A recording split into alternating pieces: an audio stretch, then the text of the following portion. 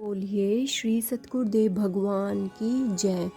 सच्चे दरबार की जय। आशु पिता भगवान की जय। गुरु प्यारे साधकों, आज हम आपको बताएंगे कि हमें ओम श्री आशुतोषाय नमः मंत्र का जाप क्यों करना चाहिए। कल्पना कीजिए एक ऐसी स्थिति की जब आपके मन का रोम रोम दर्द से कराह रहा हो और आपकी श्वास उखड़ी सी हो और विचारों में तूफान सा उठा हो, हृदय में एक टीस हो। ऐसे में यदि आपका कोई शुभ चिंतक आपको साधना और सुमिरन का परामर्श दे तो आपका उत्तर क्या होगा। हमने तो जितनों से पूछा उन सभी का एक ही जवाब आया, असंभव। ऐसी स्थिति में साधना सुमिरन करना बहुत ही मुश्किल हो जाता है। ऐसी अवस्था में हम तो क्या ऋषि मुनि भी ध्यान नहीं लगा सकते। यूं तो घंटों घंटों साधना में बैठे रहते हैं, लेकिन वे भी ध्यान साधना नहीं कर पाएंगे, क्योंकि ध्यान साधना के लिए पहली आवश्यकता है तन की स्थिरता। पर यदि तन में ही पीड़ा हो फिर ध्यान मुद्रा कैसे लग पाएगी। दूसरा, हमारा मन भी यहाँ वहाँ बिखरा हो फिर हमारा मन एक जगह पर कैसे एकाग्र हो पाएगा। और भीतर चल रहे आदि नाम का सुमिरन करने के लिए श्वासों की एक तार एक लड़ी चाहिए, पर यहाँ तो हमारी सांसें भी उखड़ी सी हैं। ध्यान की गहराई में उतरना तो तभी संभव है जब विचारों में स्थिरता हो, पर यहाँ तो हमारे विचारों में एक तूफान सा है। सो यह तो सिद्ध हो गया है कि इस अवस्था में ना तो साधना हो सकेगी और ना ही सुमिरन। पर ऐसे में एक साधक क्या करे। बहुत से बुद्धिजीवियों से साधकों ने उत्तर दिया, प्रार्थना। पर सच्चे प्रार्थी जानते हैं कि ऐसी स्थिति में प्रार्थना करना भी मुश्किल है, क्योंकि प्रार्थना के लिए तो भावनाओं का सागर, हृदय की गहराई चाहिए। पर यहाँ तो हमारे भीतर उथल पुथल सी मची हुई है। फिर ऐसी स्थिति से निकलने का क्या कोई उपाय तो होगा। हमने वेदों को पढ़ा, शास्त्रों को पढ़ा, पुराणों के पन्ने पलटे, उनकी स्मृतियों को टटोला, पर कोई भी समाधान हाथ न लगा। एक बार तो यूं लगने लगा कि यह युग युगांतर से एक असंभव सा प्रश्न है, पर एक असंभव सी दिखने वाली पहेली है। पर फिर सौभाग्य से हाथ लगी साधक संजीवनी गुरु गीता। स्कंद पुराण के उत्तरकांड में लगभग 250 श्लोकों में रचित गुरु गीता में सतगुरु की महिमा का वर्णन है। इस ग्रंथ में जब आदि शक्ति द्वारा शिष्य भाव से जिज्ञासा व्यक्त की गई तो भगवान शंकर ने सतगुरु रूप में उनकी हर जिज्ञासा का उत्तर दिया। जगत को मिला एक अनुपम ग्रंथ गुरु गीता। भगवान शिव के वचनों से भरी हुई है यह शास्त्र। शिष्य समाज की हर समस्या का समाधान लिए हुए है। जब हमने अपने प्रश्न का उत्तर उसमें ढूंढना चाहा तो हम धन्य हो गए। गुरु गीता के एक एक प्रश्न को उसमें उत्तर हमें मिलता है। भगवान शिव कहते हैं, हे देवी, सतगुरु का नाम परम मंत्र है। यह मंत्र राजा है। इसका जाप करने से बुद्धि अग्नि में तपा स्वर्ण की भांति सुंदर हो जाती है। इसके स्मरण चिंतन से निरंतर चलते हुए या बैठे हुए, दूर होने पर या पास होने पर, बाहर होने पर या अंदर रहने पर, गुरु नाम का यह महामंत्र हर एक समस्या का समाधान है।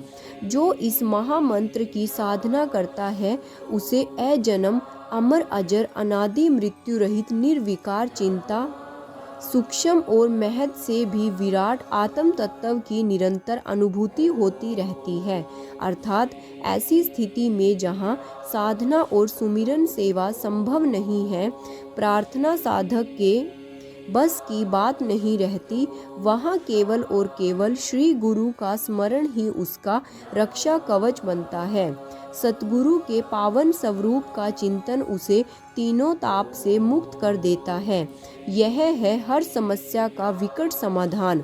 हर मुश्किल का अमोघ निदान। इसलिए जब भी साधक का मन विचलित हो या फिर उसका चित्त अशांत हो तो वह अपने सतगुरु के नाम का सुमिरन कर सकता है।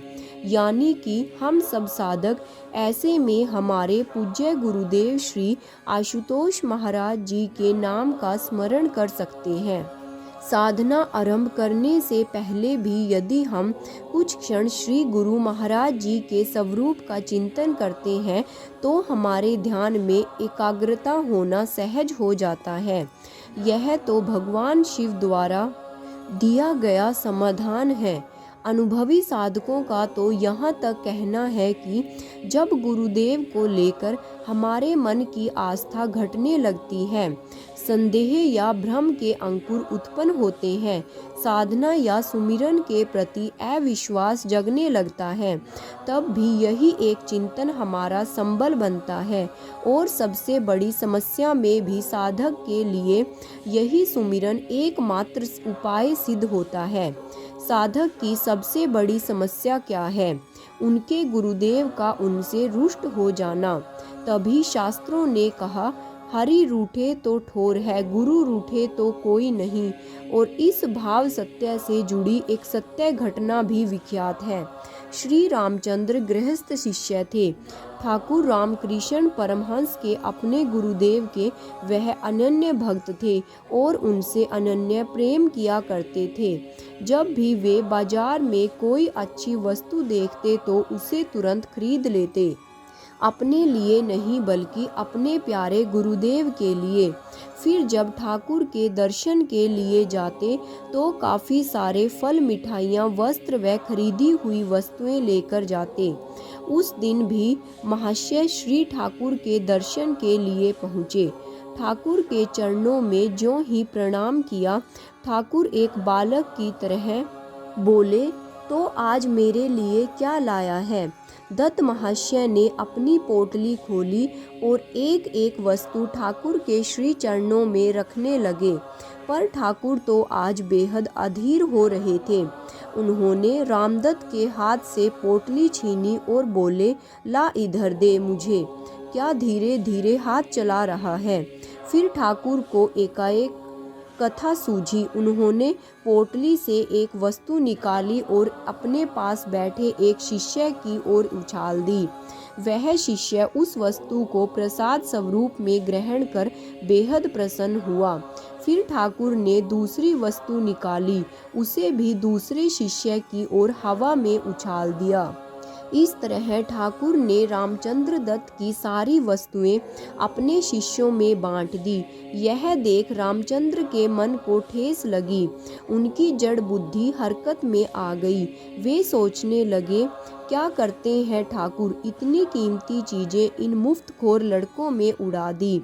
कितना अच्छा होता यदि इन चीज़ों को ठाकुर अपने पास रखते और लंबे समय तक इनका उपयोग करते, तब मेरा धन सार्थक होता। पर अब तो यूं ही व्यर्थ चला गया। इतना सोचा था कि ठाकुर की भाव दशा ही बदल गई। कहाँ तो वे अबोध बालकों की तरह खेल कर रहे थे, कहाँ अब वह एकदम से गंभीर हो गए। आवेश में आकर अपने आसन से खड़े हुए और पोटली रामचंद्र की ओर फेंक दी। बोले, जा ले जा अपनी चीज़ें वापस, हमें नहीं चाहिए तेरा कुछ भी, और जो भी आज तक तूने मुझे दिया है वह भी लौटा दूंगा। माँ काली से कहूँगा कि तुझे दुगना करके लौटा दे, पर आज के बाद तू मुझे अपना मुख मत दिखाना। यहाँ भी अपनी पटवारी बुद्धि चला रहा है, गणित लगा रहा है। अरे तेरा धन व्यर्थ नहीं गया। यह मुफ्तखोर लड़के नहीं हैं, यह तो युवा सन्यासी है जो कल विश्व के नायक बनेंगे। पर तू क्या समझेगा? तेरी नज़रों से दो चार चीज़ें देकर मुझे खरीदना चाहता है। मेरे शिष्यों ने मुझे जुदा करना चाहता है। आज के बाद कभी मुझे अपनी सूरत मत दिखाना। ठाकुर तेज कदमों से अपने कक्ष में चले गए और रामचंद्र तो जैसे अपने आसन से किसी अतल खाई में जा गिरे। उनकी जीवा लंगड़े आसन की तरह झटपटा लगी। ठाकुर ठाकुर। उन्होंने ठाकुर के कक्ष के द्वार पर जाकर क्षमा मांगी, पर ठाकुर के द्वार नहीं खुले। ठाकुर को इस हद तक रुष्ट देखकर किसी ने पहले कभी नहीं देखा था। रामचंद्र का हाल बेहाल था। समझ ही नहीं आ रहा था कि वह ठाकुर को कैसे मनाए। वह घबराकर खड़े हो गए। ठाकुर के स्वरूप के आगे प्रार्थना में हाथ जोड़े तो सहर्ष भावों से रामचंद्र दत्त को केवल एक मार्ग दिखा। उनके कंठ से ओम नमो भगवते राम कृष्णाय बहने लगा।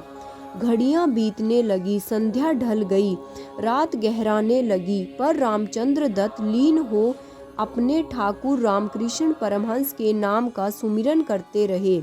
आखिरकार कक्ष के द्वार खुले, ठाकुर बाहर आए। रामचंद्र दत्त को कंधे से पकड़कर उठाया और अपने गले से लगा लिया। बोले, चल बहुत हो गया तेरा, अब यूं ही पुकारता रहना। जा अब खुद भी आराम कर और मुझे भी करने दे। यही है गुरुदेव के चिंतन का प्रभाव। असंभव को भी संभव करने की क्षमता है इसमें। तो क्यों ना हम भी अपने जीवन भर इसी मंत्र का, अपने गुरुदेव के नाम को मंत्र बना ले। पर ध्यान रहे, यह चिंतन साधना या सुमिरन का विकल्प नहीं है।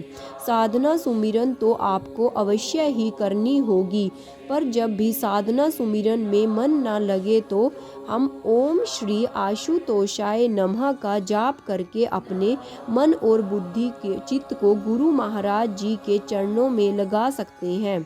बोलिए श्री सतगुरुदेव भगवान की जय।